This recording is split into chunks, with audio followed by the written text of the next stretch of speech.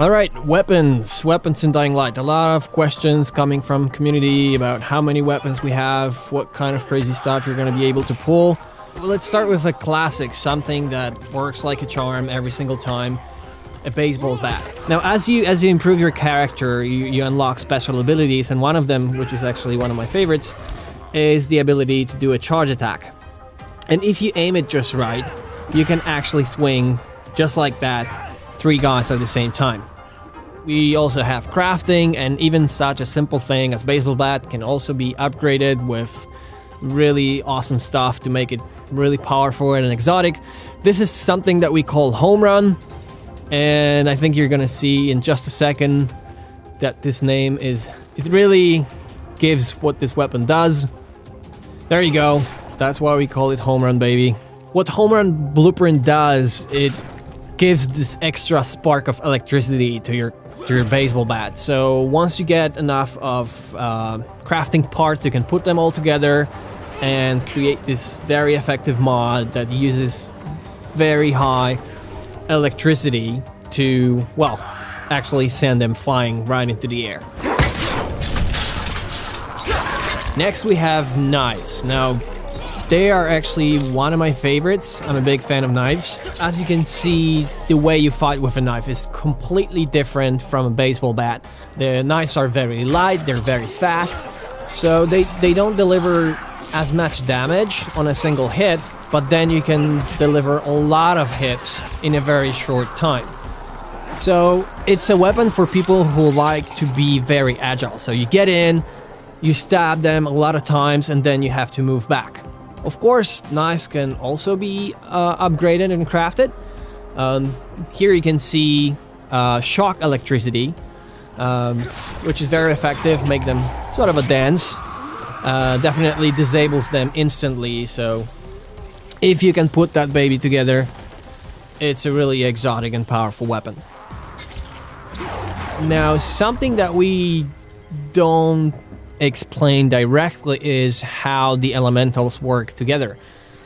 So what I'm going to try to do now is throw a decoy that also spreads a toxin in the air. And you need to know that electricity works very well with this toxin, and it's an explosive mixture. You have to you have to keep your eyes open all the time because there's a lot of stuff in the environment itself that you can use to fight zombies. Now, I was talking a lot about offense. Now let's talk a little bit about defense. And this is really useful, especially when you're fighting other humans. They're pretty dangerous. Yeah, that's a shield. You can use it just like that to block the incoming hits. But if you can do it in the right timing, and I hope you'll be able to see that in just a moment. Yes, that's it. You can see that if you do it in the correct timing, you actually are able to stun them for a second and deliver extra hit. As you can see, we have some fancy stuff added to our shield, and if you can time it right, for example, you could freeze those guys and then shatter them to pieces. It's not only about the weapons themselves. There's a lot of stuff that you can do when you're fighting zombies. So one of the special abilities you can unlock is grabbing zombies before they grab you. And if you can use your environment, if you like fighting on heights or just throwing them around. Yeah, let's get down there. But anyway, that's another special ability that you can unlock, death from above. But let's get back to the environment. So for example, I could grab her and throw her right into the spikes.